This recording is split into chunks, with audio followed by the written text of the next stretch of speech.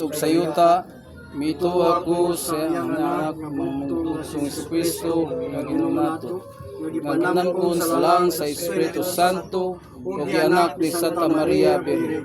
Gisakit sa sugo ni Poncio Pilato, gilangsang sa krus namatay sa ikatulog adlaw na banhaw.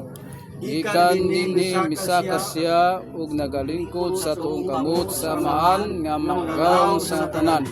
Gikan dito mubalik siya dinhi sa ibabaw sa yuta aron sa paghukom sa mga buhi ug sa mga minatay. Mituwa ko sa Espiritu Santo nga may kaambitan sa kalag ug lawas sa kapasayloan sa kinabuhing dayon.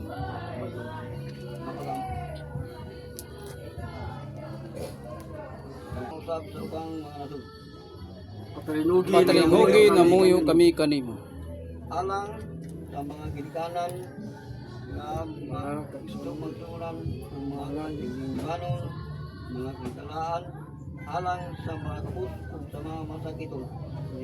Patalinghogi na ngamuyo kami kanimo. Sa ang mga ginikanan, nag-agak punta sa ilang mga anak, kung masantos, kung may gugmaon sa Diyos, aron grasya yung giyata ka nato. Salamat kanimo amahan.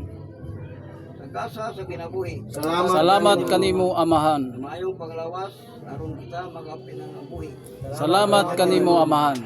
Sa tanan niyang binuhat ingon sa adlaw bulan tubig kalayo ug hangin ingon sa mga tanom, sa mga manap, sa ubang mga kananon sa kinabuhi. Salamat kanimo amahan. Sabot sa yuta sa dagat ug sa bunga sa tanan na nagagago. Salamat kanimo amahan. Sa atong banay ug kaygalaan. Salamat kanimo amahan. Nagdala sa pagtuo saad sa kinabuhing dayon. Salamat kanimo amahan.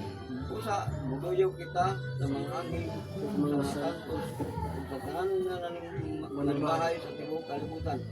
Diya sa pagdaig sa imong himaya na walay puno nga pag-ingon. Aliw,